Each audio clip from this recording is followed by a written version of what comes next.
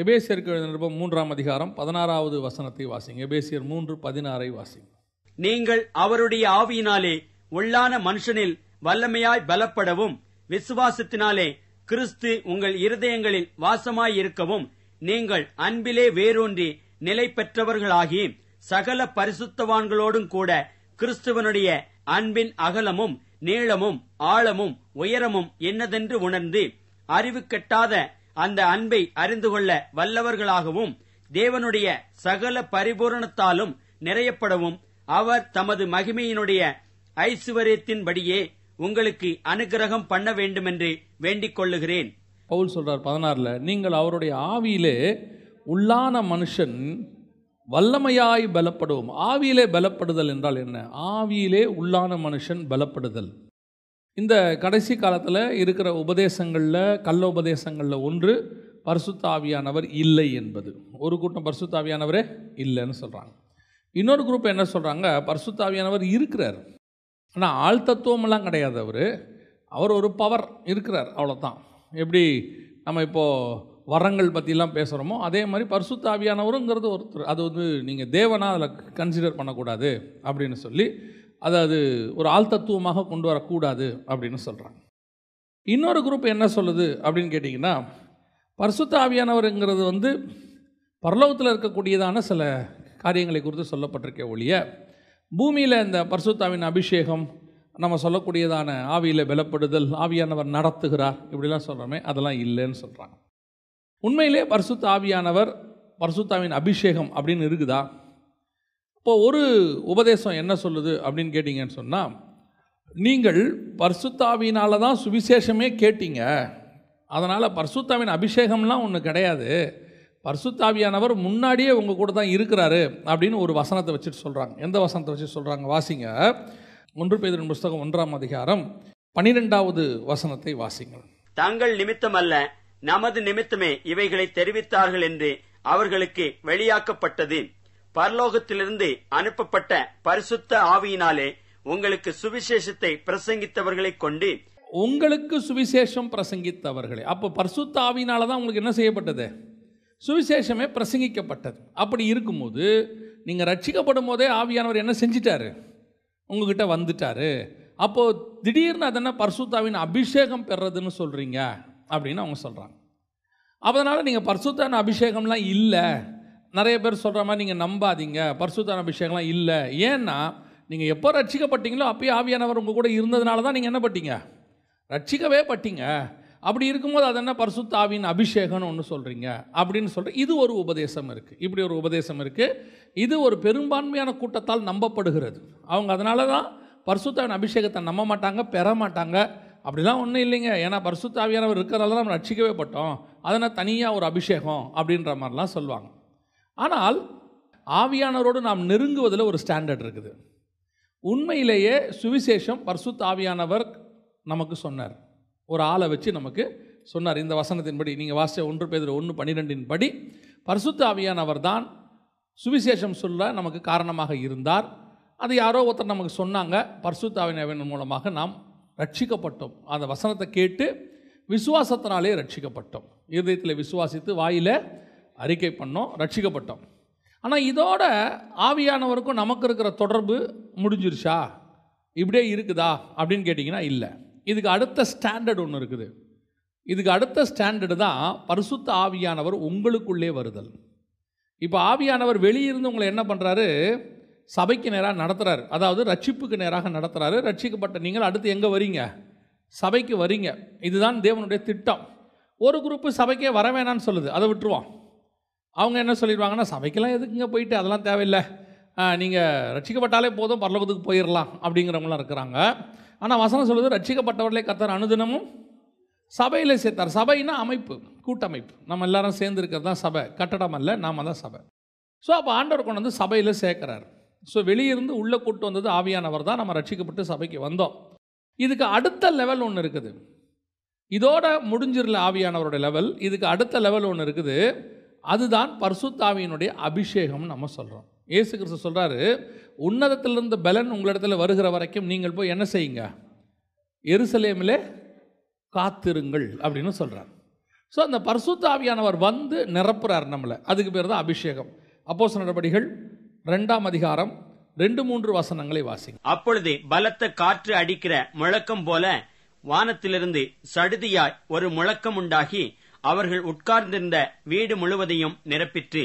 அல்லாமலும் அக்கினிமயமான நாவுகள் போல பிரிந்திருக்கும் நாவுகள் அவர்களுக்கு காணப்பட்டு அவர்கள் ஒவ்வொருவர் மேலும் வந்து அமர்ந்தது. இதான் பரிசுத்தாவினுடைய அபிஷேகம்.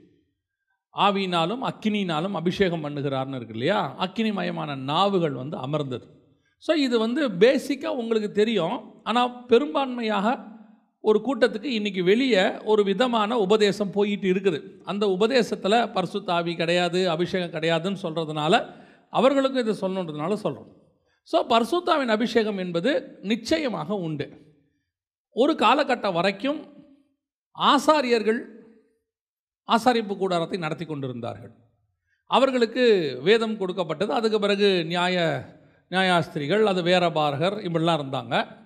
அடுத்த காலகட்டத்தில் சபை, நம்முடைய சபைகள் வரும் பொழுது இப்போ நமக்கு போதிக்கிறது யாருன்னா ஆவியானவர் தான் சபைக்கு என்ன செய்கிறாரு? போதிக்கிறார். எப்படி சுவிசேஷம் சொல்கிறதுக்கு ஆவியானவர் ஒரு ஆளை யூஸ் பண்ணி சுவிசேஷம் நமக்கு சொன்னார்னு 1 பேதுருல வாசித்தோமோ, அதே மாதிரி சபையில் போதிக்கிறதுக்கும் ஆவியானவர் ஆட்களை செலக்ட் பண்ணுறார். சிலரை அப்போஸ்தலராகவும், சிலரை போதகராகவும், சிலரை மெய்ப்பராகவும், சபைக்குள்ளே சிலரை தீர்க்கதரிசியாகவும் வச்சிருக்கிறார். அப்போ அவங்க சபைக்குள்ளே இருந்து ஆவியானவர் கொடுக்கறதான தூதை வாங்கி நமக்கு தராங்க. அது அவங்க வாங்கி நமக்கு தர்றது. ஆனால் அந்த வசனம் உங்களுக்குள்ளே கிரியை செய்ய வேண்டுமென்றால் உங்களுக்குள்ளே ஆவியானவர் இருக்கணும். ஆவியானவர் உங்களுக்குள்ளே இருந்தால் தான் வேத வாக்கியங்களுடையதான அர்த்தம் உங்களுக்கு புரியும், ஆழம் தெரியும். இப்போ நீங்கள் வாசித்த வசனத்தில், எபேசரில் வாசித்ததை, கர்த்தருடைய ஆழம், அகலம், நீளம், உயரம் எல்லாத்தையும் நமக்கு சொல்லி கொடுக்கறது யாருன்னு கேட்டிங்கன்னா பரிசுத்த ஆவியானவர் தான். அவர் தான் நமக்குள்ளே இருந்து நடத்துகிறார். அப்போ அந்த பரிசுத்த ஆவியினுடைய அபிஷேகம் என்பது ரொம்ப ரொம்ப முக்கியம். பரிசுத்த ஆவியானவரை நீங்கள் பெற்றுக்கொண்ட பிறகுதான் வசனத்தினுடைய ஆழத்துக்கே நீங்கள் போவீங்க. ஏன்னா வேத வாக்கியங்களெல்லாம் தேவ ஆவியானவராலே அருளப்பட்டிருக்கிறது. ஒரு ஆத்தர் வந்து என்ன சொல்கிறாரோ அதுதான் சரியான வியூ. எனக்கு ஆண்டவர் சொல்லி கொடுத்ததை நான் உங்களுக்கு சொல்கிறேன். நம்மக்கிட்ட பொதுவாகவே 2-3 வியூ இருக்கும் வசனத்தில். ஒரு வியூ என்ன அப்படின்னு கேட்டிங்கன்னா, நமக்கு போதிக்கிறவங்க, இப்போ நாங்கள் உங்களுக்கு சொல்லி கொடுக்குறோம், எங்களுடைய வியூ ஒன்று உங்கள்கிட்ட இருக்கும், அதை வந்து நீங்கள் கேட்டுக்கிட்டே இருக்கிறீங்க. இது ஒரு வியூ. இது இல்லாமல் நீங்கள் வாசிக்கும் போது உங்களுக்கு ஒரு வியூ அதில் ஒன்று கிடைக்கும். நீங்கள் அதை வாசிக்கும் போது உங்களுக்கு ஒன்று தெரியும், இது ஒரு வியூ. ஆனால் உண்மையிலேயே ஆவியானவருடைய வியூ ஒன்று இருக்குது. வேத வாக்கியத்தை அவர் தான் எழுதினார் இல்லையா? அவரோட வியூ ஒன்று இருக்குது. அதை கேட்டு வாங்கணும். அப்படி வாங்கும்போது தான் அந்த வசனத்தினுடைய உண்மையான அர்த்தம் உங்களுக்கு புரியும். நான் சொல்ல உங்களுக்கு புரியுதா? இப்போ பவுலுக்கிட்ட பார்த்தீங்கன்னா சபை மூப்பர்கள் எழுதி கொடுத்தது அவர் கையில் இருந்துச்சு. அதை போய் அவங்க என்ன பண்ணுறாங்க, சபைகள் தோறும் பிரசங்கம் பண்ணினார்கள் அப்போஸ்தலர் நடபடிகள் சொல்லுது. எல்லா இடத்துலையும் போய் சொன்னாங்க. அதே நேரத்தில் பவுல் என்ன பண்ணுறாரு, நியாயப்பிரமாணத்தையும் கரைச்சி குடிச்சிருக்கிறார். அவர் சொல்கிறாரு, நியாயப்பிரமாணத்தினால் நீங்கள் என்ன செய்ய முடியாது, குற்றம் சாட்ட முடியாதுன்ட்டார். நியாயப்பிரமாணத்திலையும் கரைச்சி குடிச்சிட்டார். இதை 2ஐயும் தாண்டி 3ஆவதாக பவுல் சொல்கிறாரு, உங்களுக்கு ஒப்புவித்ததை கர்த்தரிடத்தில் பெற்றுக்கொண்டேன். கம்யூனியன் ஆக்சுவலாக யார் அவருக்கு சொல்லி கொடுத்துருக்கணும்? கம்யூனியன் பற்றி அந்த ராத்திரியிலே அவர் அப்பத்தை எடுத்து பிட்டு இதை யார் சொல்லி கொடுத்துருக்கணும்? அப்போஸ்தலர்கள் சொல்லி கொடுத்துருக்கணும். அவங்க சொன்னாங்க, நீங்கள் நைட்டுப்பா இயேசு கிறிஸ்து போகிறதுக்கு முந்தின நாள் அப்பத்தை எடுத்தாரு, பிட்டாரு, கொடுத்தாரு அப்படின்னு சொல்லி கொடுக்கணும்ல. அவங்க சொல்லி கொடுக்கலங்கிறத பவுல் நமக்கு தெளிவாக சொல்கிறாரு. உங்களுக்கு ஒப்புவித்ததை கர்த்தரிடத்தில் பெற்றுக்கொண்டேன். அப்போ ஒரே கம்யூனியனுக்கு எத்தனை வியூ இருக்குது பாருங்கள். ஒன்று சபை மூப்பர்கள் அவருக்கு சொல்லி கொடுத்தது ஒன்று இருக்குது, அவர் நியாயப்பிரமாணத்தில் படித்தது ஒன்று இருக்குது, அதையும் தாண்டி கர்த்தர் கொடுத்தது ஒன்று இருக்குது. இந்த இடத்துக்கு தான் நீங்கள் நானும் வரணும். இதுதான் ஆவியானவராலே நடத்தப்படுதல். ஒவ்வொரு வேத வசனத்தையோ அல்லது கர்த்தரிடத்திலிருந்து விளக்கத்தையோ பெற்றுக்கொள்ள வேண்டுமானால் உங்களுக்குள் ஆவியானவர் இருந்து அதை படிக்க வைக்கணும். இப்போ போதிக்கிறதை கேட்கிறது நல்லது. ஒரு ரெஃபரன்ஸ், ஒரு கதை ஒன்று சொல்லுவாங்க, நீங்கள் கேட்டிருப்பீங்க. ஒருத்தன் புதையல் தோண்டிக்கிட்டே போனானா, ஒரு 5 அடி தோண்டிட்டானா, புதையல் என்ன செய்யலை, கிடைக்கலையா. அப்புறம் அவன் போயிட்டானா, அடுத்து ஒருத்தன் வந்தானா, அவன் 1 அடி தோண்டினானா, தோண்டினோன்னு என்ன கிடச்சிருச்சு, புதையல் கிடச்சிருச்சு. இதில் கொஞ்சம் வித்தியாசம். இப்போ நாங்கள் சொல்கிறது, நாங்கள் உங்களை 5 அடி வரைக்கும் நடத்துவோம், நீங்கள் தான் அடுத்த 2 அடி தோண்டணும். அப்போ தான் உங்களுக்கு ஒரு புதையல் கிடைக்கும். நாங்கள் ஏன் உங்களை 5 அடி வரைக்கும் நடத்திட்டோம் தெரியுமா? 5 அடி வரைக்கும் தோண்டினதில் எங்களுக்கு ஒரு புதையல் கிடச்சிச்சு. புரியுதா? அந்த புதையலை நாங்கள் எடுத்துக்கிட்டோம். அந்த புதையல்லேருந்து உங்களுக்கும் கொஞ்சம் கொடுத்துட்டோம். இப்போ நாங்கள் போயிட்டோம். இப்போ நீங்கள் என்ன நினைக்கிறீங்க? அவர் கொடுத்த புதையல்லையே வச்சு நம்ம என்ன செய்யலாம், காலத்தை ஓட்டிடலான்னும் போது அப்படி போகிறவங்களும் இருக்காங்க. இன்னும் கொஞ்சம் ஆள் இந்த இடத்துல இந்த ஆள் தோண்டினானே, 5 அடியில் ஒரு புதையல் வந்துச்சே, நாம் ஒரு 2 அடி தோண்டி தான் பார்ப்போமே, நமக்கு ஏதாவது கிடைக்குதா, தோண்டுனா இன்னொரு புதையல் அடுத்த 2 அடியில் இருக்கும். வேத வசனத்தை பொறுத்த வரைக்கும் இயேசு வர வரைக்கும் நீங்கள் தோண்டிக்கிட்டே இருக்கலாம், புதையல் வந்துக்கிட்டே இருக்கும். புது புது காரியங்களை ஆவியானவர் உங்களுக்கு சொல்லி கொடுத்து கொண்டே இருப்பார். நீங்கள் அதுக்கு தான் பிரயாசப்படணும். கேட்கறது சந்தோஷம், ஐயோ அவருடைய செய்தி கேட்டாங்க ரொம்ப நல்லா இருந்துச்சு, சந்தோஷம். அதிலிருந்து அடுத்த ஸ்டெப்புக்கு நான் போகணும். அடுத்து அது உள்ள என்ன இருக்குது, வேற என்ன டைமென்ஷன் இருக்குது? இதுதான் ஆவியானவர் உங்களுக்குள்ளே வரும்போது நடக்கிறதான சம்பவம். அதனால தான் பரிசுத்த ஆவி அவர்களுக்குள்ளே வந்தது அப்படின்னு பார்க்குறோம். சரி, இது ஒரு ஸ்டாண்டர்ட். நீங்கள் பரிசுத்த ஆவியை பெற்றுக்கொண்டது ஒரு ஸ்டாண்டர்ட். ஒரு காலகட்டத்தில் பரிசுத்த ஆவியை நீங்கள் பெற்றுக்கொண்டீர்கள், இது ஒரு ஸ்டாண்டர்ட். நிறைய பேர் என்ன செய்கிறாங்கன்னா, இதோடைய தங்கள் வாழ்க்கையை என்ன பண்ணிடுறாங்க, ஓட்டி முடிச்சிடுறாங்க. பரிசுத்த ஆவியை பெற்றுக்கொண்டோமே, அடுத்த ஸ்டாண்டர்டுக்கு போனோமா? நல்லா தெரிஞ்சுக்கொள்ளுங்க, ஆவிக்குரிய வாழ்க்கை என்பது வளர்ச்சி நிறைந்தது. ஆவிக்குரிய வாழ்க்கை எப்பவுமே எப்படி வளர்ச்சி நிறைந்தது. ஒரு இடத்துல நிற்கவே நிற்காது. வசனம் சொல்லுது, அவர்கள் மகிமையின் மேல் மகிமை அடைந்து பரிசுத்தம் உள்ளவன் இன்னும் பரிசுத்தமாகட்டும், நீதி செய்கிறவன் இன்னும் நீதி செய்யட்டும். அடுத்த லெவலுக்கு போயிட்டே இருக்கணும். ஒரு இடத்துல நீங்கள் போதுன்ற திருப்தி உங்கள் ஸ்பிரிச்சுவாலிட்டிக்குள்ளே வந்துருச்சுன்னா நீங்கள் செத்துட்டீங்கன்னு அர்த்தம். ஸ்பிரிச்சுவலி புரியுதா நான் சொல்கிறது? ஸ்பிரிச்சுவாலிட்டி நம்ம என்ன ஆகிட்டோம், அந்த இடத்துல சாக தொடங்கிட்டோன்னு அர்த்தம். ஆனால் ஸ்பிரிச்சுவலி வளர்ந்துகிட்டே இருக்கணும். இப்போ பாருங்கள், மோசே முச்செடியில் ஆண்டவரை பார்க்குறாரு. இதுவே மகா மேன்மையானது. மகா மேன்மையான நம்ம லைஃப்பில் முச்செடியில் ஆண்டவர் ஏறி அந்த அவியாத முச்செடியை பார்த்துருக்குறோமா? நம்ம பார்க்குறதெல்லாம் எரிஞ்சு போகிறது தான் பார்த்துருக்குறோம் இல்லையா? நம்ம பார்க்குற எல்லாமே என்னவாயிடுது, எரிஞ்சு போயிடுது. எரியாத முச்செடியை பார்க்குறாரு. இதுவே இருக்கிறதுலே பயங்கரமான விஷன். சரி, ஓகே. அடுத்து ஆண்டவர் சொல்கிறாரு, மலைக்கு மேலே ஏறி வான்றார். அங்கே போகிறாரு, அது ஒரு விஷன்.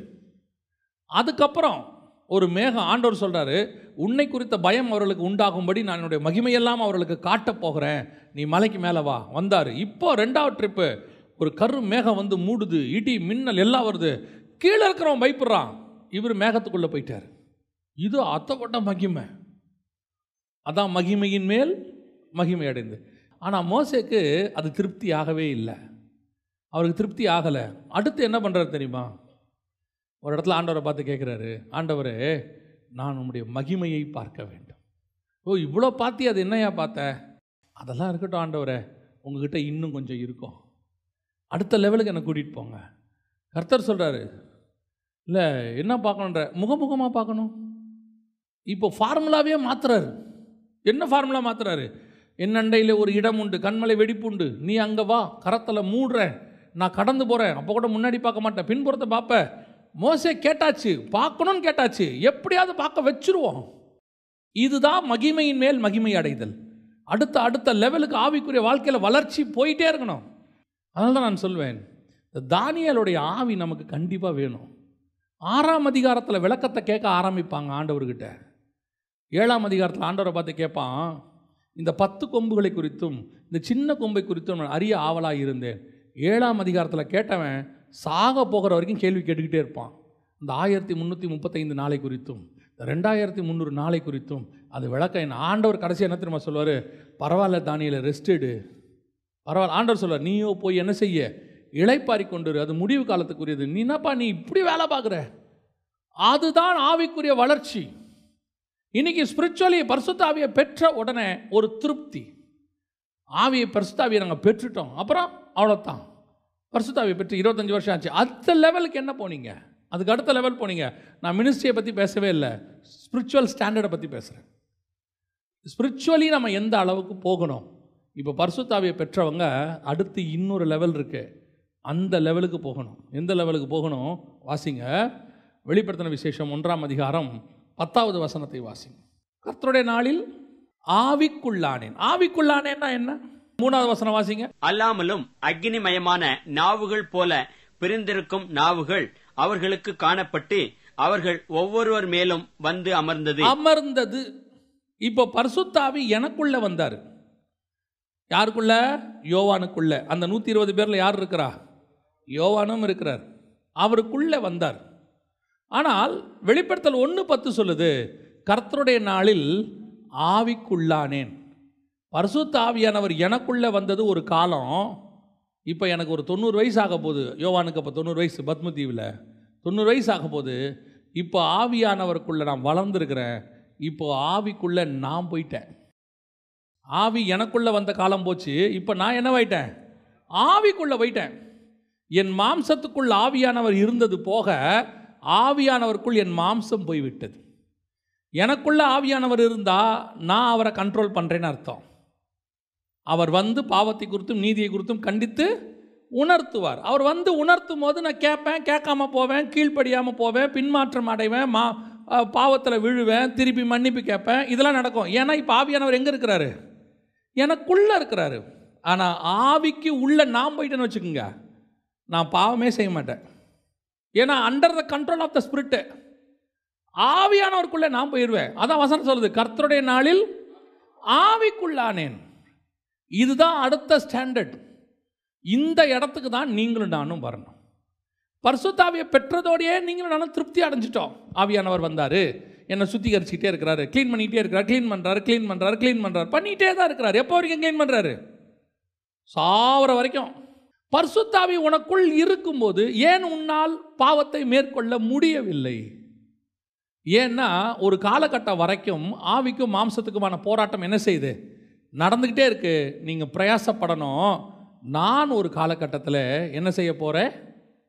ஆவிக்கு உள்ளே போயிட போகிறேன். ஆவிக்கு உள்ளே நான் போயிட்டேன்னா அதற்கு பிறகு நான் 100% ஆவியானவருடைய கண்ட்ரோலுக்கு கீழே போயிடுவேன். அப்படி போயிட்டா உங்களால் பாவம் செய்யவே முடியாது. ஏன்னா உங்கள் மாம்சத்துக்கு அப்போ வேலையே இருக்காது. உங்கள் மாம்சம் செத்தவனை போல இருக்கும். உங்கள் மாம்சம் கண்ட்ரோல்டாக இருக்கும். அந்த ஆவிக்குள்ளே போகிற அனுபவத்தை தான் ஆண்டவர்கிட்ட கேட்கணும். ஆண்டவரே, நான் என்ன செய்யணும்? ஆவிக்குள்ளாகிற அனுபவம். இப்போ பரிசுத்த ஆவியானவர் உங்களுக்குள்ளே வந்துட்டார். அப்போஸ்தலர் 2ஆம் அதிகாரத்தில் வந்துட்டார். வந்தபோது பரிசுத்த ஆவியானவர் பேசுகிறாரு. பரிசுத்த ஆவியானவர் பேசுகிறத அந்நிய பாஷையோ அவங்க பல பாஷைகள் பேசுகிறாங்க, பற்பல பாஷைகள். அப்படி பேசும்போது ஜனங்கள் கேட்கிறார்கள் இல்லையா? ஆனால் ஆவிக்குள்ளே நீங்கள் போயிட்டீங்கன்னு வச்சுக்கோங்களேன், என்ன நடக்கும் தெரியுமா? வாசிங்க 1ஆம் அதிகாரம் 10ஆம் வசனம். எக்கால சத்தத்தை போல ஒரு பெரிதான சத்தத்தை கேட்டேன். அதோட அர்த்தம் என்ன தெரியுமா? நீங்கள் ஆவிக்குள்ள ஆகும்போது முதல்ல நடக்கிற விஷயம், பரிசுத்த ஆவி உங்களுக்குள்ளே வரும்போது நீங்கள் பேசுகிற அந்நிய பாஷையோ பற்பல பாஷையோ வியாக்கானமோ தீர்க்க தரிசனமோ எல்லாத்தையும் ஜனங்கள் கேட்பார்கள். ஏன்னா இப்போ ஆவியில் நிறைஞ்சு நீங்கள் பேசுகிறீங்க. பரிசுத்த ஆவியானவர் உங்களுக்குள்ளிருந்து பேசுகிறார். அதான் சொல்கிறாங்க. இப்போ சபையில் பேசும்போது நீங்கள் பேசும்போது பாஸ்டர் நம்ம பேசும்போது நம்ம என்ன சொல்கிறோம்? பாஸ்டர் நீங்கள் பேசும்போது ஆறுதலாக இருந்துச்சு, நீங்கள் பேசும்போது கர்த்தர் எனக்கு பதில் கொடுத்தாரு, நீங்கள் பேசும்போது என்ன நடந்துச்சு? எனக்குள்ள ஒரு ஹீலிங் நடந்துச்சு, நான் ஒரு கேள்வி கேட்டுக்கிட்டே வந்த ஆண்டவர் எனக்கு பதில் தந்தார். இதெல்லாம் ஏன் சொல்கிறோன்னா ஆவியானவர் பேசுகிறார். ஆனால் நீங்கள் ஆவிக்குள்ள ஆகிட்டா என்ன ஆகும் தெரியுமா? நீங்கள் பேச மாட்டீங்க, தேவன் பேசுவார், நீங்கள் கேட்பீங்க உட்காந்து.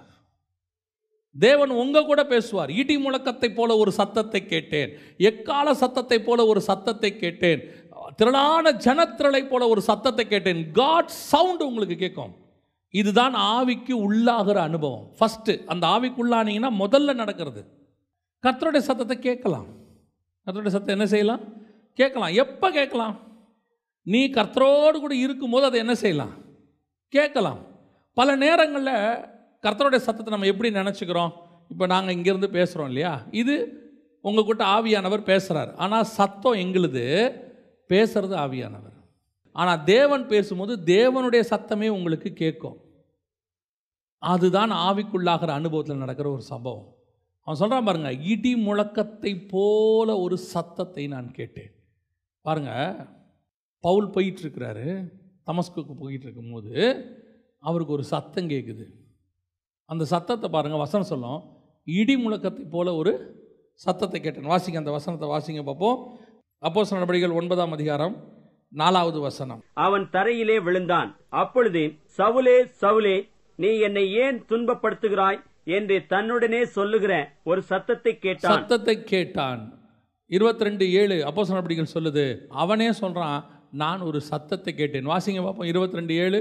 நான் தரையிலே விழுந்தேன். அப்பொழுது, சவுலே சவுலே, நீ என்னை ஏன் துன்பப்படுத்துகிறாய் என்று என்னுடனே சொல்லுகிற ஒரு சத்தத்தை கேட்டேன். அதற்கு நான், ஆண்டவரே, நீர் யார் என்றேன். அவர், நீ துன்பப்படுத்துகிற நசரேயனாகிய இயேசு நானே என்றார். என்னுடனே கூட இருந்தவர்கள் வெளிச்சத்தை கண்டு பயமடைந்தார்கள். என்னுடனே பேசினவருடைய சத்தத்தையோ அவர்கள் கேட்கவில்லை. பேசினவருடைய சத்தத்தையோ, இதுதான் நமக்கு டிஃபரன்ஸ். தேவன் உங்ககிட்ட பேசும்போது கர்த்தருடைய சத்தம் உங்களுக்கு கேட்கும், கூட இருக்கிறவனுக்கு கேட்காது. நிறைய பேர் கேட்குறாங்க, வருகையில் வரும்போது எக்காலம் ஊதுதே, எல்லாருக்கும் கேட்குமா? ஆண்டவர் நினைச்சா உங்களுக்கு மட்டும் கேட்கும்படி வைப்பார். ஆண்டவர் நினைச்சாரா உங்களுக்கு மட்டும் கேட்கும். இந்த வசனம் எவ்வளோ அழகாக இருக்கு பாருங்க. 22 வசனம் சொல்லுது, என் கூட இருந்தவர்கள் அந்த சத்தத்தை கேட்கவில்லை. நீங்கள் ஆவிக்குள்ள ஆகும்போது கர்த்தருடைய சத்தம் உங்களுக்கு கேட்கும். அதான் ஃபர்ஸ்ட் அனுபவம். ஆண்டவர் உங்களோட பேசுவார்.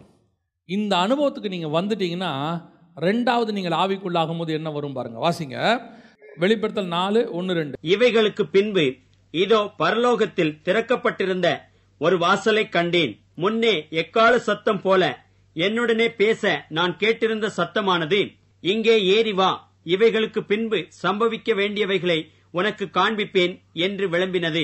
உடனே ஆவிக்குள்ளானேன். அப்பொழுது இதோ வானத்தில் ஒரு சிங்காசனம் வைக்கப்பட்டிருந்தது. சத்தத்தை கேட்டுக்கிட்டே இருந்தாரு. அடுத்த ஸ்டாண்டர்ட் என்ன தெரியுமா? பார்க்க தொடங்குகிறார். இவைகளுக்கு பின்பு சம்பவிப்பதை நான் உனக்கு காண்பிப்பேன், வா.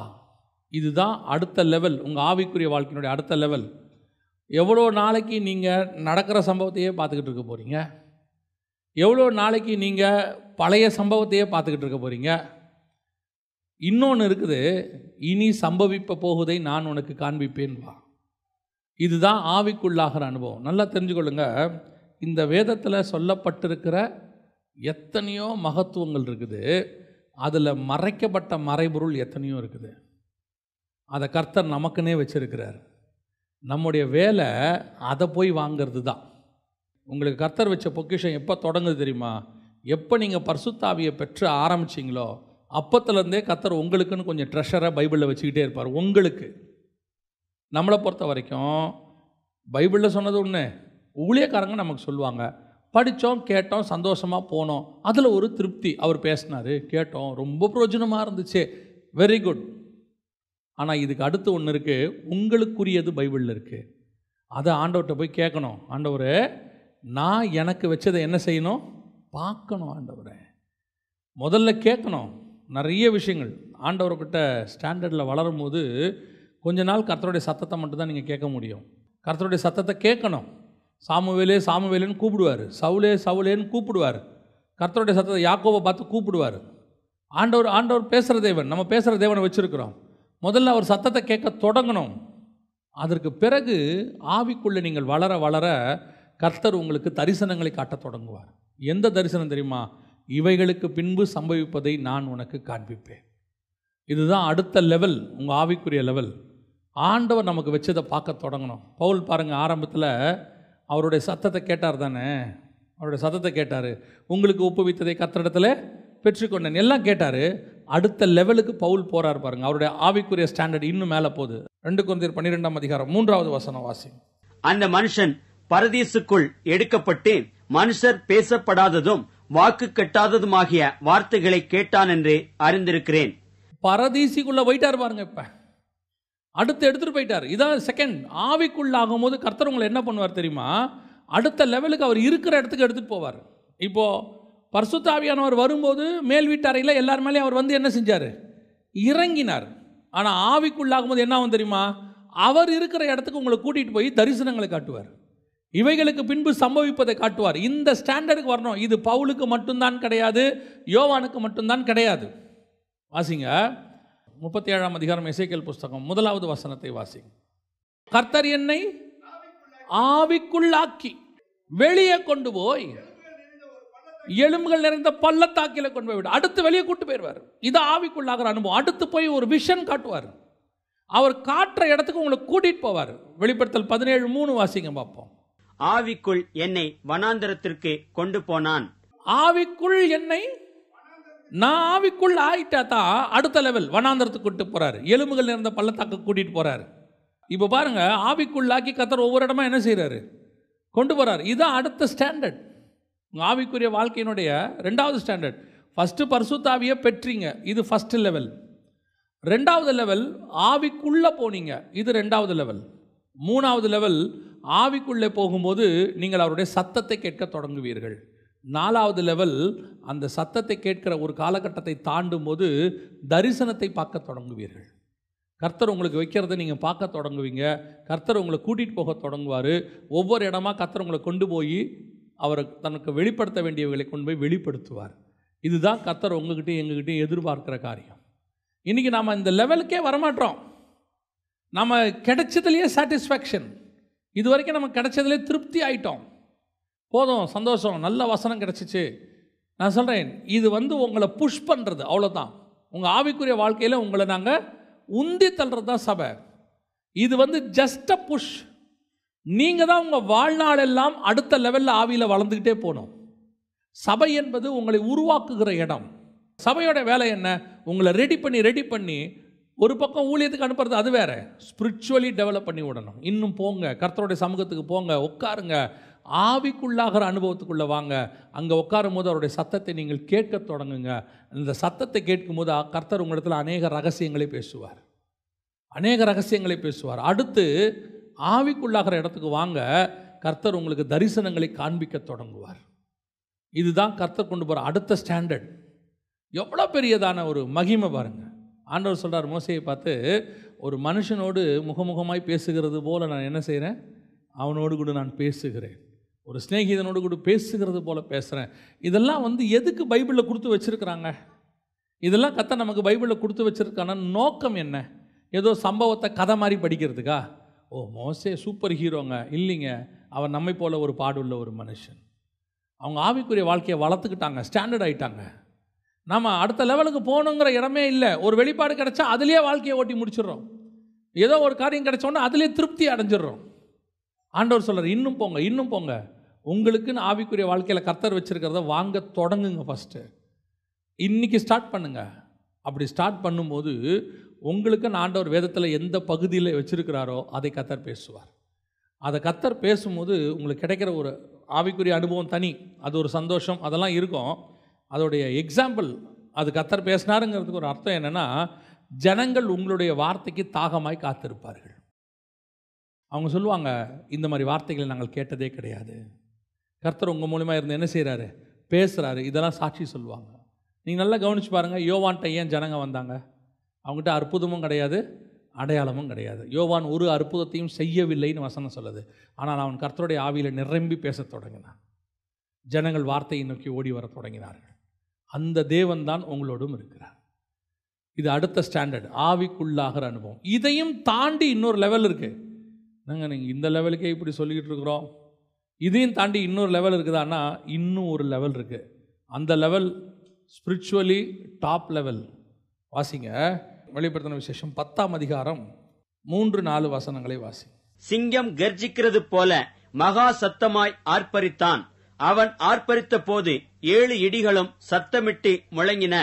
அவ்வேழு இடிகளும் தங்கள் சத்தங்களை முழங்கின போது நான் எழுத வேண்டும் என்றிருந்தேன். அப்பொழுது 7 இடிமுழக்கங்கள் சொன்னவைகளை நீ எழுதாமல் முத்திரை போடு என்று வானத்திலிருந்து ஒரு சத்தம் உண்டாக கேட்டேன். இப்போ முதல் லெவல்ல இருந்து ரெண்டாவது லெவலுக்கு அவர் வந்தார். எந்த லெவலுக்கு வந்தார்? கேட்கறதுல இருந்து எதுக்கு வந்தார்? பார்க்கறதுக்கு வந்தார். அந்த 10:1 கூட நீங்கள் வாசிச்சீங்கன்னா வசனம் எப்படி இருக்கும்? பின்பு பலமுள்ள வேறொரு தூதன் வானத்திலிருந்து இறங்கி வர கண்டேன். பார்க்குற லெவலுக்கு வந்துட்டார். கேட்குற லெவல் ஒன்று இருக்குது, அடுத்து பார்க்குற லெவல். இதை தாண்டி 3வது லெவல் ஒன்று இருக்குது. இது என்ன தெரியுமா? இப்போ இந்த வெளிப்படுத்தின விசேஷத்தை யோவானுக்கு கொடுக்கும்போது கர்த்தர் சொன்ன வார்த்தை என்னன்னா, இவைகளை 7 சபைகளுக்கு எழுத சொல்கிறார். இப்போ 7 சபைகளுக்கு எழுத சொன்ன ஆண்டவர் ஒவ்வொரு காரியமாக சொல்லிக்கிட்டே வராரு. அப்புறம் காண்பிக்க தொடங்குறாரு.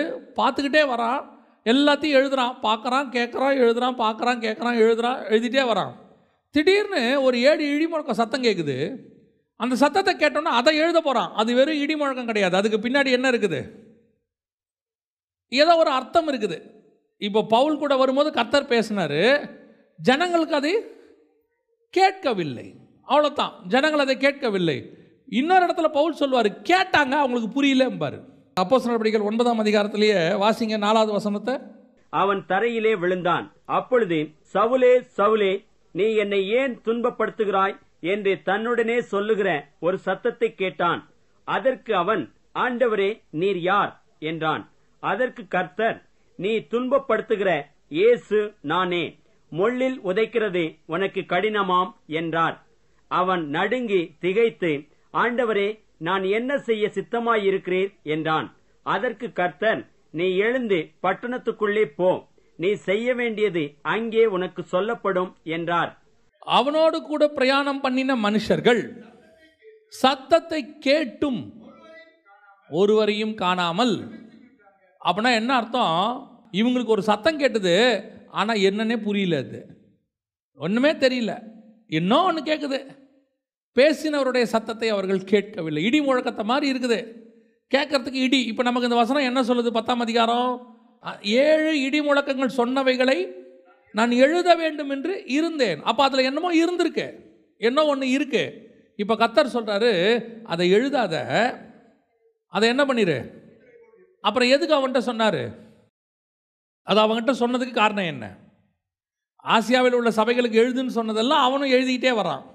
அவரும் சொல்கிறாரு, எழுதுறாரு. இப்போ ஒரு விஷயத்தை கொண்டு வந்து சொல்லிட்டு சொல்கிறாரு, இதை என்ன செய்யாத, எழுதாத, இது நீ யாருக்கும் சொல்லாத. அப்போ அது யாருக்கு சொன்னார்? மற்றவங்களுக்கு சொல்ல வேணான்னு சொல்லிட்டாரு. அப்போனா இவர் யார், அதை அவன்கிட்ட சொல்லியிருக்கவே கூடாது. அப்போ அவங்ககிட்டையும் சொல்கிறாரு, மற்றவங்களுக்கு சொல்லாதேங்கிறாரு. அப்போ அது யாருக்கு? அது அவனுக்கு, யோவானுக்குரியது, அவனுக்குரிய ரகசியம். அது அவனுக்கு புரியுது. ஆண்டவர் சொல்கிறாரு, யாருக்கிட்டையும் சொல்லாத, அதை நீ அப்படியே சீல் பண்ணி வச்சிரு. இதுதான் அடுத்த ஸ்டாண்டர்ட், கர்த்தருடைய ஸ்டாண்டர்ட். எல்லாருக்கும் சொல்கிறத உங்கள் மூலிமா பேசுகிற ஆண்டவர் உங்களுக்குன்னு சில ரகசியங்களை பரலோகம் பேசும். உங்களை நம்பி பரலோகம் சில விஷயத்தை சொல்லும், இதை முத்திரை போடு. ஆனால் சொல்லுவார் ஆண்டவர், மற்றவங்ககிட்ட சொல்லாதேம்பார். நம்ம பசங்க சொல்லுவாங்க தெரியுமா, ஸ்கூலில் படிக்கும்போது ஒன்று சொல்லிட்டு இது அவங்ககிட்ட சொல்லிடாத அப்படிம்பாங்க. இதே ஸ்டாண்டர்ட் தான் ஆண்டவர் சொல்கிறாரு. ஏன்னா ட்ரஸ்ட், பரலோகம் உங்களை என்ன செய்ய தொடங்குது? ட்ரஸ்ட், நம்ப தொடங்குது. உங்ககிட்ட நான் ஒரு விஷயத்தை சொன்னால் அது வெளியே போகாது. அதான் பரலோகம் நம்ம மேலே வச்ச நம்பிக்கை. அந்த நம்பிக்கையை மனுஷன் மேலே யார் வைக்கிறது? தேவன் வைக்கிறார். நாம தேவன் மேலே நம்பிக்கை வைக்கிறது வேற, அது இயல்பு, அது உண்மை, அது நடக்கும். தேவன் நம்புகிற மனுஷன் நாம் இருக்கிறோம் பாருங்க, அதுதான் இருக்கிறதுலே ஸ்பிரிச்சுவல் ஸ்டாண்டர்ட். கர்த்தர் நம்பி பரலோகத்துலேருந்து ஒரு ரகசியத்தை ஒரு மனுஷங்கிட்ட சொல்கிறார் பாருங்களேன், இதெல்லாம் இருக்குது வச்சுக்கோ, ஆனால் யார்ட்டையும் சொல்லிடாத. ஏன் அவனை நம்புறாருன்னா அவன் சொல்ல மாட்டான்னு அவருடைய நம்பிக்கை. அப்போ பரலோகம் உங்களை நீ நம்புதா? பரலோகத்தின் நம்பிக்கைக்கு உரியவர்களாய் நீங்களும் நானும் இருக்கிறோமா? இன்றைக்கி நம்மக்கிட்ட பரலோகம் அந்த நம்பிக்கை வைக்கலை, பரலோகம் நம்மளை நம்பலை. பரலோகம் நம்புச்சுன்னா கர்த்தர் வெறும் வார்த்தைகளை மாத்திரம் நம்ம கொடுக்க மாட்டார், சத்தியத்தை மட்டும் கொடுக்க மாட்டார். இது ஒரு ஸ்டாண்டர்டு. இதையும் தாண்டி கர்த்தர் ரகசியத்தை பேசுவார். உங்களோட உட்காந்து வந்து என்னோட உட்காந்து கர்த்தர் என்ன செய்வார்? பல நேரத்தில் ஆவிக்குள்ளாக்கி கர்த்தர் கூட்டிகிட்டு போய் சொல்கிற விஷயம் மற்றவங்களுக்கு, இது அவங்ககிட்ட போய் சொல்லு, இதை இவனுக்கு சொல்லு, 7 சபைகளுக்கு சொல்லு, மோவாபியர்களுக்கு சொல்லு, நீ போய் யோனா கிட்ட சொல்வார், நீ போய் நினிவே ஜனங்கிட்ட சொல்லு, அதெல்லாம் ஓகே. ஆனால் யாருக்கிட்டையும் சொல்லாதன்னு ஒரு விஷயத்த சொல்கிறார் பாருங்க, அதுதான் ரொம்ப முக்கியம். பல நேரங்களில் பைபிளில் வாசித்து பாருங்க, சில விஷயங்களை நம்மக்கிட்ட சொல்லாமல் அப்படியே ஊழியக்காரங்க தள்ளிட்டே போவாங்க. இவைகளை குறித்து எழுத எனக்கு மனம் இல்லைம்பாங்க, இவைகளை குறித்து எழுத எனக்கு சமயம் இல்லைம்பாங்க. அப்படின்னா என்ன அர்த்தம்னா, ஆவியானவர் அந்த இடத்துல என்ன செய்ய விரும்பலை, அதை சொல்ல விரும்பலைன்னு அர்த்தம். ஆனால் பல ரகசியங்களை ஆவியானவர் நம்மோடு கூட பேச விரும்புகிறார். சபையோடு கூட மட்டுமல்ல, தனிப்பட்ட முறையில் உங்களோடும் என்னோட உட்காந்து தேவன் பேச விரும்புகிறார். நம்ம என்றைக்காவது அந்த அவைலபிலிட்டிக்குள்ளே வந்திருக்கிறோமா? முதல்ல அவைலபிலிட்டினா நேரம், அந்த நேரத்தில் தேவன் சொல்கிற இடத்துக்கு நம்ம வந்தால் தான் இது நமக்கு கேட்கும். பல நேரத்தில் நம்ம தேவன் சொல்கிற இடத்துக்கு வர்றதே இல்லை. அந்த சில நேரத்தில் நீங்கள் பார்த்தீங்கன்னா கூட்டமாக ஃபேமிலியாக போயிட்டுருப்பாங்க, எல்லாரும் பேசுவாங்க. எல்லாரும் பேசும்போது, கணவன் மனைவி பேசும்போது ஒரு பொதுவான காரியத்தை தான் பேச முடியும். எல்லாரும் இருக்கும்போது பேசும்போது என்ன செய்வாங்க? நார்மல் விஷயங்களை பேசுவாங்க. ஆனால் 2 பேர் மட்டும் போகும்போது தான் பர்சனலாக பேசுவாங்க. அந்த இடத்துக்கு தான் நீங்கள் நானும் வரணும். பர்சனலையும் தாண்டி பல நேரங்களில் கணவன் மனைவியாக இருந்தாலும் தங்களுடைய பாஸ்ட் லைஃப்பில் நடந்ததான சில விஷயங்களை மறைச்சே வச்சுருப்பாங்க. சொன்னால் என்ன வந்துடும்? பிரச்சனை வந்துடும்னு. எப்போ நான் சொன்னால் பிரச்சனை வராதுன்னு ஒரு நம்பிக்கை வருதோ அப்போ தான் அவங்க சொல்லுவாங்க, உங்ககிட்ட மறைக்க எனக்கு மனசு இல்லை, நான் உண்மையை என்ன செஞ்சிடறேன் சொல்லணும்னு. அந்த உண்மையை அவங்க சொல்லணுன்னா உங்கள் மேலே அவங்களுக்கு என்ன வரணும்? நம்பிக்கை வரணும். அதே மாதிரி ஒரு நம்பிக்கையை பரலோகம் உங்கள் மேலேயும் என் மேலேயும் வைக்கணும். அந்த நம்பிக்கையை பரலோகம் உங்கள் மேலேயும் என் மேலேயும் வச்சா மட்டும்தான் நீங்களும் நானும் கர்த்தரிடத்திலிருந்து ரகசியத்தை பெற்றுக்கொள்ள முடியும். பொதுவாக நாம் ஒரு ஸ்டாண்டர்ட் 1லேயே இருந்து சாட்டிஸ்ஃபை ஆகி ஆவிக்குரிய வாழ்க்கையை முடிச்சுட்டு நாம் பரலோகத்துக்கு போகிறத தான் விரும்புகிறோம். ஆனால் தேவன் அதை விரும்பலை. இப்போ நீங்கள் உங்கள் பையன் இருக்கிறாரு, சில அப்பா அம்மா என்ன செய்வாங்கன்னா, எப்படியாவது பாஸ் பண்ணிடுறா, மானத்தை வாங்கிடாத அப்படிம்பாங்க சில அப்பா அம்மா. சிலர் என்ன சொல்லுவாங்க, இந்த நல்ல மார்க் எடுத்துடுறா, அப்போ தான் எதையாவது குரூப் எடுக்க முடியும் அப்படிம்பாங்க. ஆனால் சில அப்பா அம்மா அப்படி பேசவே மாட்டாங்க. அவங்க என்ன சொல்லுவாங்க தெரியுமா? டேய், கிளாஸ் ஃபஸ்ட்டு வரணும், கூடுமானால் ஸ்கூல் ஃபஸ்ட்டு வரணும், எங்கள் பரம்பரையில் நாங்கள் எல்லாம் நல்லா படித்தவங்க. அப்படி ஒரு ஸ்டாண்டர்ட் இருக்குது. இப்போ நம்ம எந்த ஸ்டாண்டர்டில் ஆவிக்குரிய வாழ்க்கையில் இருக்கிறோன்றது தான் முக்கியம். தேவனுடைய கண்கள் அப்படியே இருதயத்தை தேடிக்கிட்டே இருக்கும். எவன் கூட பேசலாம், யார் கூட பேசலாம். யோசிச்சு பாருங்கள், 12 சீஷர்கள் இருக்கிறாங்க. ஒருத்தங்கிட்டையும் ரகசியத்தை வெளிப்படுத்த முடியல அவரால். ஒருத்தன் மார்பில் சாஞ்சிருக்கான். அவன் போய் கேட்குறான், அந்த காட்டி கொடுக்குறவன்னு சொல்கிறீங்களே அது யார் அப்படின்னு. யாருக்கிட்டையும் சொல்லாத தேவன் அவங்ககிட்ட சொல்கிறாரு, இந்த துணிக்கையை யார் கையில் கொடுக்குறனோ அவன்தான்றார். அவன் அன்றைக்கி ட்ரஸ்ட்ஃபுல்லாக அவர்கிட்ட இருந்தான்ல. கர்த்தர் என்ன நம்பிக்கையில் யோவான்ட்ட சொன்னார்னா, நான் சொல்லுவேன், அவன் என் பரலோக திட்டத்துக்கு அவன் தடையாக இருக்க மாட்டான். ஏன் பேதுருக்கிட்ட சொல்லலைன்னா, அவன் சொன்னால் உடனே இது உமக்கு நேரிடக்கூடாது, நான் உயிரை கொடுத்தாவது உங்களை காப்பாற்ற ஆண்டவரே, அவன் அப்படி சொல்லிடுவான் உடனே. கர்த்தருக்கு நம்பணும், ஆனால் அவன் என் திட்டத்தை மாற்றாதவனாகவும் இருக்கணும். பல நேரங்களில் பரலோகம் நம்மை நம்பாமல் போகிறதுக்கு அதான் காரணம். பரலோகத்தினுடைய நம்பிக்கைக்குரிய ஒரு மகனாக மகளாக நம்ம மாறணும். யோசித்து பாருங்கள், தேவன் நம்பி அவர் இருதயத்தில் உள்ளதை எங்கிட்ட சொல்கிறார். அது இதில் இன்னொரு பெரிய விஷயமும் இருக்குது. என்ன தெரியுமா? சில விஷயங்களை கர்த்தர் சொல்லுவார், சொல்லாதேன்னு சொல்கிறாரு, முத்திரை போடு அப்படின்னு. அந்த சொல்லாதேன்னு சொன்னால் சொல்லக்கூடாது. எந்த ஒரு விஷயத்தையும் பரலோகம் என்னையும் உங்களையும் சொல்லி என்ன செய்யணும்? நம்பணும். நம்பினா மட்டும்தான் உங்களையும் என்னையும் நம்பி ஆண்டவர் அநேக ரகசியங்களை பேச தொடங்குவார். இப்போ நமக்கு கிடைக்கிறதெல்லாம் வெளிப்பாடு, வசனத்திலிருந்து வெளிப்பாடு. இப்போ நம்ம 2வது லெவல் 3வது லெவலில் தான் இருக்கிறோம். இனி வரும் சம்பவங்களை கேட்க வேண்டியிருக்கு. இனி வரும் சம்பவங்களை மத்தேயு எழுதின சுவிசேஷம் 13ஆம் அதிகாரத்தில் 52வது வசனம் வாசிங்க. அப்பொழுது அவர் அவர்களை நோக்கி, இப்படி இருக்கிறபடியால் பரலோக ராஜ்யத்துக்கு அடுத்தவைகளில் உபதேசிக்கப்பட்டு தேறின வேத பாரகன் எவனும் தன் பொக்கிஷத்திலிருந்து புதியவைகளையும் பழையவைகளையும் எடுத்துக் கொடுக்கிற வீட்டெஜமானாகிய மனுஷனுக்கு ஒப்பாயிருக்கிறான் என்றார். அப்போ என்ன அர்த்தம்? இவங்கிட்ட 2 பொக்கிஷம் இருக்கணும். என்ன இருக்கணும்? ஒன்று புதுசு, இன்னொன்று இப்போ நம்மகிட்ட இருக்கிறதெல்லாம் பழசு, பழைய பொக்கிஷம். ஆனால் பொக்கிஷம், பழைய பொக்கிஷம். என்ன பொக்கிஷம்? பழைய ஏற்பாட்டில் புதஞ்சிருக்கிற பொக்கிஷம், புதிய ஏற்பாட்டில் புதஞ்சிருக்கிற பொக்கிஷம், இதெல்லாம் உண்மை. ஆனால் புதியதுன்னு ஒன்று இருக்குது, த நியூ ஒன். தேவன்கிட்டேருந்து வாங்கிறது, தேவன் நமக்கு சொல்லி கொடுக்கறது, அதுலேருந்து கிடைக்கக்கூடிய வெளிப்பாடு. இந்த புதுசு ஆண்டவர்கிட்ட வாங்கிக்கிட்டே இருக்கணும். அதை வாங்கிறது அடுத்த லெவல். இதையும் தாண்டி உங்களுக்குன்னு மட்டும் பரலோகம் ஒரு ரகசியம் வச்சுருக்கோம், அதை கர்த்தர்கிட்டேருந்து கேட்டு வாங்கணும். அதை வாங்கும்போது தான் தேவன் உங்களை நம்ப தொடங்கி இருக்கிறாருன்னு அர்த்தம்.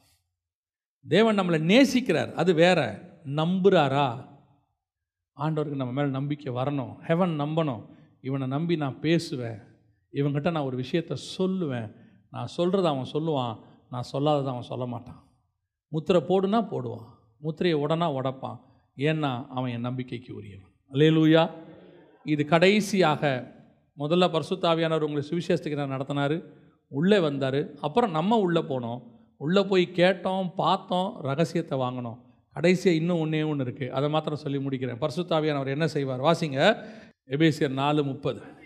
அன்றியும் நீங்கள் மீட்கப்படும் நாளுக்கென்று முத்திரையாக பெற்ற தேவனுடைய பரிசுத்த ஆவியை துக்கப்படுத்தாதிருங்கள். இப்போ இந்த பரிசுத்த ஆவிக்குள்ளே நீங்கள் போனீங்க, ரகசியம் வாங்கினீங்க, எல்லாம் செஞ்சீங்க, எல்லாம் உண்மை. ஆனால் வர வரைக்கும் இந்த ஆவியானவர் உங்கள் மேலே இருக்கணும். அதுதான் ரொம்ப முக்கியம். வர வரைக்கும் என்ன செய்யணும்? உங்கள் மேலே அது இருக்கணும், அவர் இருக்கணும். போக வாய்ப்பு இருக்குதா? இருக்குது. துக்கப்பட்டு ஒரு நாள் ஆவியானவர் என்ன செஞ்சிருவார்? நம்மளை விட்டு போயிடுவார். எத்தனையோ ரகசியங்களை, இப்போ நீங்கள் ஒரு உதாரணத்துக்கு தாவீதை எடுத்துக்கோங்க. 51ஆம் சங்கீதத்தில் அவன் பண்ணுற ஜெபத்தில் ஒரே ஒரு பாயிண்ட் என்னென்னா, உம்முடைய பரிசுத்த ஆவியை என்னை விட்டு எடுத்துக்கொள்ளாமலும். ஏன்னா யார் இந்த இவன்? அதுக்கு முன்னாடி கர்த்தருடைய யுத்தத்தை செஞ்சவன், கோலியாத்தை ஜெயிச்சவன், கர்த்தரிடத்துலேருந்து சத்தத்தை கேட்டவன், ஆண்டவருடையதான ஞானத்தை வாங்கினவன், அவ்வளவு ஒரு பவர்ஃபுல் கிங்கு பரிசுத்த ஆவியை துக்கப்படுத்திட்டான். வெளிப்பாடுகளை பெற்றவன், தேவனிடத்துலேருந்து என்ன இருக்குது? வெளிப்பாடுகளை பெற்றவன். எப்போ அவன் பரிசுத்த ஆவியை துக்கப்படுத்த தொடங்குறானோ, அவன் ஞானம் அவன் மேலே இருக்கும், அவனுக்கு கொடுத்ததான வரம் இருக்கும், அதெல்லாம் மாறாது. ஆனால் ஆவியானவர் அவன் மேலே இருக்க மாட்டார். அவனை மீட்கிறதுக்குன்னு கர்த்தருடைய நாள் வரும்போது பார்த்தீங்கன்னா, அது மரணமோ வருகையோ, மீட்கப்படும் நாளுக்கென்று முத்திரையான பரிசுத்த ஆவி தான் சீல், உங்கள் மேலே இருக்கிற சீல். இது இருக்குதான்னு, அவர் இருக்கிறாரான்னு அப்பப்போ என்ன பண்ணிக்கங்க? கிராஸ் செக் பண்ணிக்கங்க. ஏன் கிராஸ் செக் பண்ணிக்கிங்கன்னு சொல்கிறேன்னா, ஆவியானவர் வரும்போது தெரியும், போகும்போது தெரியாது. சிம்சோன் மேலே ஆவியானவர் வரும்போது தெரிஞ்சிச்சா இல்லையா? வந்த உடனே பெலிஸ்தரை அடித்தான், அந்த கழுதையோடைய தாடையை எடுத்து அடித்தான், கதவை ரெண்டாக உடச்சிக்கிட்டு போனான், 2 தூணை உடைச்சான். வரும்போது எல்லாம் தெரிஞ்சிச்சு. எப்போ போனார் அவனை விட்டு? ஒவ்வொரு வாட்டியும் போயிடுவார். அதனால தான் ஒவ்வொரு வாட்டியும் வசனம் சொல்லும், கர்த்தருடைய ஆவியானவர் அவன் மேல் இறங்கினார். அப்போ இறங்கினவர் ஸ்டாண்டர்டாக அவன் மேலே என்ன செய்யலை? இல்லை. அவன் எப்போ பெலிஸ்தர்கிட்ட போய் கல்யாணம் பண்ணானோ வெளியே போயிட்டார். எப்போ தெளிலாள் வீட்டுக்கு போனானோ போயிட்டார். எப்போ அவன் திராட்சரசத்தை அந்த சிங்கத்துக்கிட்ட இருந்து தேனை சாப்பிட்டானோ போயிட்டார். எப்பெல்லாம் துக்கப்படுத்துகிறோமோ அப்போல்லாம் ஆவியானவர் என்ன செஞ்சிடறாரு? போயிடுறார். அதனால தான் தாவீது சொல்கிறான், தயவு செஞ்சு எடுத்துடாதீங்க. ஏன்? நான் ராஜாவாக இருக்கிறது முக்கியம் இல்லை, எனக்கு தேவை பரிசுத்த ஆவியானவர், அதான் முக்கியம், அதுதான் முக்கியம். ஒரு நாள் ராஜ்யபாரம் அவன் கையை விட்டு போச்சு இதனால், ஆனால் ஆவியானவர் அவனை விட்டு போகல. திருப்பி ராஜ்யபாரத்தை கொண்டாந்தாச்சு, ஆனால் ஆவியானவர் போயிட்டார்னா கொண்டு வருது கஷ்டம். இன்றைக்கி நிறைய பேருடைய பிரச்சனை இன்றைக்கி அதுதான் இருக்குது. ஆனால் இவங்க யார்? பழைய காலத்தில் பார்த்தீங்கன்னா கர்த்தருக்காக வல்லமையாக பயன்பட்டவங்க, ரகசியத்தை வாங்கினவங்க. யூதாஸை எடுத்துக்கோங்களேன். யூதாஸ் போய் அவன் என்ன பண்ணுறான்? அற்புதங்களை செய்கிறான், பிசாசு துரத்துறான், எல்லா வேலையும் செய்கிறான். 2 பேராக போகும்போது அவனும் கூட போனான். ஒரு நாள் அவனை விட்டு ஆவியானவர் போயிட்டார். அதாவது அவனுடைய அழைப்பு அவனை விட்டு போயிடுச்சு. சாத்தான் உள்ளே புகுந்துட்டான். அவனுக்கு அது தெரியவே இல்லை பாருங்க. இதுதான் இன்றைக்கி பிரச்சனை. இன்றைக்கி நம்ம மேலே இருக்கிற அந்த ஆவியானவர், அதை பத்திரமா பார்த்துக்கணும். உங்களுடைய அற்புதம், உங்கள் மூலமாக நடக்கிறதான கிரியை, உங்கள் ஊழியத்தின் மூலமாக நடக்கக்கூடியதான வல்லமையான காரியங்கள், உங்கள்கிட்டருந்து வெளிப்படக்கூடியதான காரியங்களை வச்சுக்கிட்டு ஆவியானவர் இருக்கிறார்னு டிசைட் பண்ணிடாதீங்க. நல்லா தெரிஞ்சுக்கொள்ளுங்க. நடக்கிற கிரியையை வச்சோ, உங்களுக்கு கிடைக்கிற ஆசீர்வாதத்தை வச்சுக்கிட்டோ, உங்களுக்கு வாழ்க்கையில் நடக்கிறதான சில பாசிட்டிவான சம்பவங்களை வச்சுக்கிட்டோ இன்னும் பரிசுத்த ஆவி என் மேலே இருக்கிறார்னு நீங்கள் நினைக்கவே கூடாது. உங்களுக்குள் இருக்கிற ஆவியானவர் உங்களுக்குள்ளே இருந்தால் அவர் கொடுக்குற பிரச்சனைய சந்தோஷம் இன்னும் இருந்துக்கிட்டே இருக்கும். உங்களோடு கூட அவர் நடக்கிறது உங்களுக்கு தெரியும். அந்த ஏற்கனவே சத்தத்தை கேட்டது, தரிசனத்தை பார்த்ததெல்லாம் உங்களுக்கு ஒரு ஆவிக்குரிய எக்ஸசைஸ் மாதிரி. அது உங்களை விட்டு போன உடனே உங்கள் இருதயத்தில் ஒரு துக்கம் வரும், ஒரு விதமான வேதனை வரும், ஆவிக்குரிய வாழ்க்கையில் ஒரு வீழ்ச்சி வந்த மாதிரி இருக்கும். அதுதான் நமக்கு சிக்னல், ரெட் சிக்னல் மாதிரி. அது வந்த உடனே ஓடிடணும் தேவ சமூகத்துக்கு. அது கிடைக்கும் போதே ஆவியானவர் துக்கப்படுறாருங்கிறது நீங்கள் என்ன செய்யணும்? புரிஞ்சுக்கணும். அதுக்கு தான் ப்ரிஃபரன்ஸ் கொடுக்கணும். வேலை இருக்குது, நம்ம இன்றைக்கி முக்கியமான வேலை இருக்குது, இந்த நேரத்தில் இதெல்லாம் பார்த்துட்டு இருக்க முடியாது, போயிட்டு வந்து ஜோம் பண்ணிக்கலான்னு சொல்லி நீங்கள் வெளியே போயிட்டீங்க, பிசாசு உங்களை அழகாக அந்த வெளியே இருக்கிற சில ஆட்களோட ஜாலியாக உங்களை பழக வச்சு சாப்பாடு கீப்பாடு ரெஸ்டாரண்ட் போய் எல்லாம் அரட்டை அடித்து வரும்போது அந்த பரிசுத்த ஆவினால் வந்த துக்கத்தை மாயையான சந்தோஷத்தில் நிரப்பி உங்களை அந்த துக்கத்தை விட்டு தூரம் கொண்டு போயிடுவோம் பிசாஸ். இதெல்லாம் ப்ராக்டிக்கலாக நான் உங்களுக்கு சொல்கிறேன். தயவு செய்து பரிசுத்த ஆவியானவர் தான் இருக்கிறதுலே ரொம்ப இம்பார்ட்டன்ட். மீட்கப்படும் நாளுக்கென்று முத்திரையாய் பெற்ற பரிசுத்த ஆவி, அவர் தான் சீல், மேலே இருக்கிற சீல். அந்த சீலை பத்திரமா வச்சுக்கணும். அதே மாதிரி தான் நீங்கள் ரட்சிக்கப்பட்டாச்சு, ஆனால் பரிசுத்த ஆவி தான் முத்திரை. இவர் இருந்தால் தான் உங்களுக்கு மீட்பு. ஒவ்வொரு நாளும் சுய பரிசோதனை பண்ணி பாருங்கள். ஆவியானவர் இருக்கிறாரா, எனக்குள்ளே இருக்கிறாரா, இன்னும் இல்லை துக்கப்பட்டுக்கிட்டு இருக்கிறாரா, இந்த ஆரம்ப நிலையில் அப்படியே தான் இருக்கிறேனா, இன்னும் வளர்ச்சி வரவே இல்லையா, நாளுக்கு நாள் வளர்றேனா, ஆவியானவருக்குள்ளேருந்து ஒரு காலத்தில் ஆவிக்குள்ளே நான் போகிறேனா, அவர் சத்தத்தை கேட்குறேனா, அவருடைய தரிசனங்களை பார்க்குறேனா, கர்த்தர் என்னை நம்புகிற இடத்துக்கு நான் வந்திருக்கிறேனான்னு பார்க்கணும். இந்த ஆவிக்குரிய ஸ்டாண்டர்டில் நீங்கள் வளரும்போது நம்ம அத்தனை பேருமே யோவானை போல, எசேக்கியேலை போல, தானியேலை போல கர்த்தர் நம்மை நம்ப தொடங்குவார். கர்த்தர் ரகசியங்களை பேசுவார், பரலோகத்தினுடைய வெளிப்பாடுகளை கொடுப்பார். இன்னும் எவ்வளவோ கர்த்தரிடத்தில் பொக்கிஷம் இருக்குது. அதை வாங்குவதற்கு கர்த்தர் ஆட்களை தேடிக்கொண்டிருக்கிறார். அல்லேலூயா. நம்ம ஜெபம் பண்ண போகிறோம். தேவ சமூகத்தில் ஆண்டவரை நோக்கி பார்க்க போகிறோம். எல்லாம் கண்களை மூடுவோமா? நன்றி ஆவியானவரே, கோடான கோடி ஸ்தோத்திரங்கள், துதிகளை ஏறெடுக்கிறோப்பா. நீங்கள் இருந்த வண்ணமாக இருப்பது தேவனுடைய திட்டம் அல்ல. பரலோகம் உங்களுடைய ஸ்பிரிச்சுவல் ஸ்டாண்டர்டை ஒரு இடத்துல நிறுத்தி வைக்கணும்னு விரும்பவே விரும்பாது. அதான் ஆண்டவர் சொல்கிறார், என்னை போல மாறுங்கன்றார். இயேசுவை போல நீங்கள் மாறுற வரைக்கும் நம்ம இன்னும் வளர்ந்துக்கிட்டே இருக்கணும். ஒப்பு கொடுப்போம் ஆண்டவர்கிட்ட. ஆண்டவரே, ஆவிக்குரிய வாழ்க்கை இன்னும் வளரணும்ப்பா, இன்னும் வளர்ச்சி அடையணும். நீ உலகத்தில் எவ்வளவு வளர்ச்சி அடைஞ்சாலும் ஒரு நாள் அது எல்லாம் உன்னை விட்டு போயிடும், உன்னை விட்டு போயிடும். பாருங்கள், ஆவியில் வளர்ந்த எலியா வளர வளர வளர கடைசியில் உயிரோட பரலோகத்துக்கு போகிற அளவுக்கு அவன் ஸ்பிரிச்சுவலி வளர்ந்துட்டான். நம்மை போல ஒரு நாள் மரணத்துக்கு பயந்து ஓட்ட மனுஷன்தான் அவன். ஆனால் வசனம் சொல்லுது, மரணத்தையே காணாதபடிக்கு அப்படி வளர்றான் வளர்றான் வளர்றான், வளர்ந்துட்டே இருக்கிறான். பைபிளில் எல்லாருமே எடுத்த உடனே பயங்கர ஸ்பிரிச்சுவல் பர்சன் கிடையாது. அது தானியேலாக இருக்கட்டும், அது யோவானாக இருக்கட்டும், எல்லாம் நம்ம போல ஒரு அற்பமாக இருந்தவங்க தான். ஒரு இடத்துல வசனம் யோவானை பற்றி சொல்லுது, உயிர்த்தெழுதலை பற்றின வெளிப்பாடு அவர்களுக்கு இல்லைன்னு இருக்கு. யோவான் எழுதின சுவிசேஷத்தில் கடைசியாக இயேசுவை பார்க்க ஓடி வருவாங்க. அவர் உயிர்த்தெழுந்திருப்பார். அந்த இடத்துல வசனம் சொல்லும், யோவானும் பேதுருவையும் பார்த்து, அவர்களுக்கு அவர் உயிர்த்தெழுந்ததான வெளிப்பாடு அவர்களுக்கு இல்லைன்னு இருக்கும். வசன அறிவு அவங்களுக்கு இல்லைன்னு இருக்கும். அதுதான் நம்மளை மாதிரி அவங்களும் சாதாரணமாக இருந்தவங்க தான். ஆனால் பரிசுத்த ஆவியை பெற்ற பிறகு வளர்ச்சி அடைந்து ஒரு நாள் யோவான் ஆவிக்குள்ளாகிற அனுபவத்துக்கு போகிறான். போய் தரிசனங்களை பார்க்கிறான், சத்தத்தை கேட்கிறான். கடைசியில் தேவன் அவனை நம்பி 7 இடி முழக்கத்தினுடைய காரியங்களை சொல்கிறார், ரகசியத்தை சொல்கிறார். அதுதான் கர்த்தர் உங்கள் மேலே என் மேலே வச்சிருக்கிற எக்ஸ்ட்ரீம் லெவல். ஹெவன் வந்து சொல்லணும், ரகசியத்தை சொல்லணும். ஒருத்தருடைய அனுபவத்தை நான் உங்களுக்கு சொல்கிறேன். அநேக நேரங்களில் கர்த்தர் பூமியில் நடக்கிற சம்பவத்தை அவர்கிட்ட வந்து சொல்லுவாராம். இதுக்காக ஜெபம் பண்ணு. அவர் ஜெபிப்பார். பல நேரங்களில் அந்த ஜெபத்துக்கு பதிலாக கர்த்தர் அந்த பட்டணத்தை காப்பாற்றுவாராம், அந்த குடும்பத்தை காப்பாற்றுவாராம். சில நேரங்களில் கர்த்தர் துக்கமாக சொல்லுவாராம், அவர்கள் மனம் திரும்பலை, அவங்கள காப்பாற்ற முடியாது. ஆனால் நான் சொல்கிறேன், அந்த ஆள் யார் தெரியுமா? ஏதோ பெரிய ஊழியக்காரனோ அல்லது உலகத்தை கலக்கிற ஊழியக்காரனோ கிடையாது. ஒரு கிராமத்துக்குள்ளே இருக்கிற ஒரு சின்ன தாயார், ஒரு படிப்பறிவு இல்லாத தாயார். அந்த தாயார் ஒரு மாதிரி ஃபோன் பண்ணும்போது சொன்னாங்க, ஆண்டவர் எனக்கு சொல்லுவாரியா, அவங்களுக்கு ஜெபம் பண்ண சொல்லி சில காரியங்களை என்கிட்ட சொல்லுவாரியா. பாருங்க, பரலோகம் அந்த தாயாரை நம்புது. பாருங்க, அதுக்கு படித்தவங்க படிக்காதவங்கன்னு கணக்கு கிடையாது. அதுக்கு ஆவிக்குரிய ஸ்டாண்டர்ட் தான் கணக்கு. ஆண்டவர் உங்களை என்னையும் நம்புகிறாரா? பரலோகம் பேசுதா? ஆண்டவர் உங்களை என்னை நம்பி பேசுகிறாரா? அந்த இடத்துக்கு நம்ம வரணும். ஆசை, ஆண்டவரே என்னோட பேசுங்கப்பான்னு சொல்லு. ஒப்பு கொடுத்து ஜெபம் பண்ணுவோமா? தேவன் சமூகத்தில் கரங்களை உயர்த்தி ஆண்டவரை நோக்கி, ஆண்டவரே நீர் நம்புகிற மனுஷனாக மாறணும். ஆண்டவரே, எங்கள் சர்வ வல்லமை உள்ள தகப்பனே, நாங்கள் நீர் நம்புகிற மனுஷனாய் மாறணும். நீர் நம்புகிற மனுஷனாய் மாறணும். ஆண்டவரே, ஒரு நாளும் தகப்பனே உங்களுடைய நம்பிக்கைக்கு நாங்கள் பாத்திரவான்களை இல்லாதபடி போயிடவே கூடாது. தகப்பனே, எங்களை விட்டு எது ஏற்பட்டு போனாலும் உங்கள் நம்பிக்கை மட்டும் எங்களை விட்டு போயிடவே கூடாது. ஆண்டவரே, பரிசுத்த ஆவியானவர் மட்டும் எங்களை விட்டு போயிடவே கூடாது. அவரை துக்கப்படுத்திடவே கூடாது. அந்த முத்திரை எங்களை விட்டு போயிடவே கூடாது. நீர் வரும் அளவும் ஆண்டவரே அந்த முத்திரை எங்கள் மேலே இருக்கட்டும். எங்களை நம்புங்க ஆண்டவரே, எங்களோடு கூட பேசுங்க ஆண்டவரே.